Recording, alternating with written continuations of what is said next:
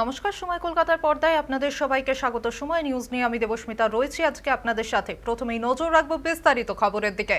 নিজের বাসভবনেই আক্রান্ত দিল্লির মুখ্যমন্ত্রী রেখা গুপ্তা, চাঞ্চল্য ছড়ালো রাজধানীতে। উঠেছে নিরাপত্তা নিয়ে প্রশ্ন।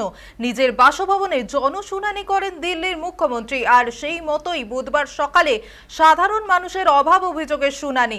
আর সেখানেই হামলাকারী সেই জনশুনানিতে এসেছিল। তিনি নিজের কথা জানানোর জন্য মুখ্যমন্ত্রীর কাছে যান। তার কথা শোনার সময় রেখা গুপ্তার উপরেই হামলা করে যুবক। মুখ্যমন্ত্রীকে চড় মারে বলেও অভিযোগ। তৎক্ষণাৎ যুবককে মুখ্যমন্ত্রীর নিরাপত্তা রক্ষীরা ধরে ফেলেন। তাদের জিজ্ঞাসাবাদ শুরু হয়। এদিকে দিল্লির মুখ্যমন্ত্রীকে হাসপাতালে ভর্তি করা হয়েছে ইতিমধ্যেই। কেন এই হামলা তা এখনো স্পষ্ট নয়। এমনকি অভিযুক্ত যুবককে কোনো রাজনৈতিক যোগ আছে কিনা তার সাথে, তাই নিয়েও এখনো বিষয়টি স্পষ্ট হয়ে ওঠেনি।